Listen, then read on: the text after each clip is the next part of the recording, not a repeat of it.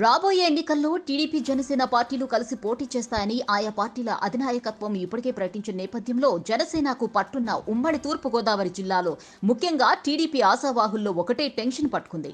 ఇన్నాళ్ళు ప్రజల్లో తామే అభ్యర్థులమన్న నమ్మకంతో కష్టపడ్డ టీడీపీ నాయకుల ఆశలు గల్లంతవటం ఖాయమని ప్రచారం జరుగుతూ ఉండటంతో గెలుపు దగ్గరలోనే ఉన్నా పోటీ చేసే అవకాశం లేకపోతుందంటూ తరలు పట్టుకుంటున్నారట. ఉమ్మడి తూర్పుగోదావరి జిల్లాలో ప్రధానంగా 7 నుంచి 9 స్థానాల్లో జనసేన ఎగరేసుకుపోతుందని జోరుగా ప్రచారం జరుగుతూ ఉండటంతో ఆ నియోజకవర్గాల్లోని టీడీపీ నియోజకవర్గ ఇన్ఛార్జీలు ఒకటే హైరానా పడుతున్నారు. జనసేన పార్టీకు మంచి పట్టున్న ప్రాంతం అంబేద్కర్ కోనసీమ జిల్లా కాగా ఈ జిల్లా పరిధిలోని 3 స్థానాలు జనసేన పోటీ చేస్తుందని ఇప్పటికే ఆ పార్టీ నాయకులు బాహాటంగా చెప్పుకుంటున్నారు. ఇందులో ప్రధానంగా రాజోలు, అమలాపురం, రామచంద్రపురం, పి గన్నవరం నియోజకవర్గాల పేర్లు బలంగా వినిపిస్తున్నాయి. గత ఎన్నికల్లో రాజోలు నియోజకవర్గం జనసేన పార్టీ గెలుచుకున్న ఏకైక నియోజకవర్గం. అయితే ఎమ్మెల్యే రాపాక వరప్రసాద్ వైసీపీ గూటికి చేరుకోవడంతో ఈ స్థానం నుంచి ఈ ఎన్నికల్లో జనసేన పార్టీ గెలిచి తీరుతామని మలికిపురం వారాహి సభ సందర్భంగా స్వయంగా జనసేనాన్ని ప్రకటించారు.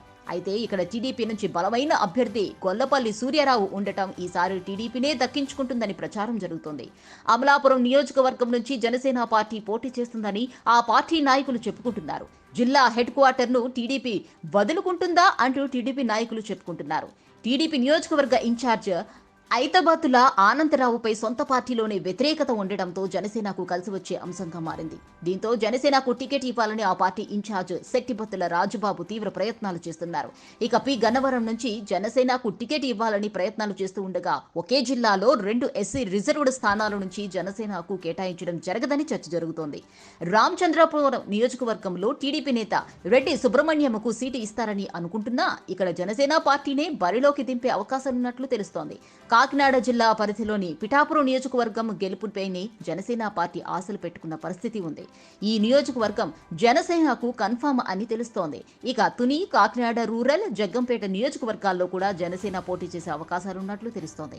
తూర్పుగోదావరి జిల్లాలో రాజానగరం సీటు జనసేనకే ఖరారు కాక ఇప్పటికీ ఈ నియోజకవర్గ జనసేన అభ్యర్థి బత్తుల బలరామకృష్ణ ప్రచారం చేసుకుంటున్నారు. ఇక రాజమండ్రి రూరల్ నియోజకవర్గం నుంచి కూడా జనసేన బరిలో దిగనుందని ప్రచారం జరుగుతోంది. రాజమండ్రి రూరల్ నియోజకవర్గంలో తిరుగులేని నాయకుడిగా పేరున్న టీడీపీ సీనియర్ నేత గోరంట్ల బుచ్చయ్య చౌదరి ఈసారి పోటీ చేయరని, పార్టీ అధికారంలోకి వస్తే ఎమ్మెల్సీ ఇచ్చి మంత్రిని చేసే అవకాశం ఉందని స్థానికంగా జోరుగా ప్రచారం సాగుతోంది.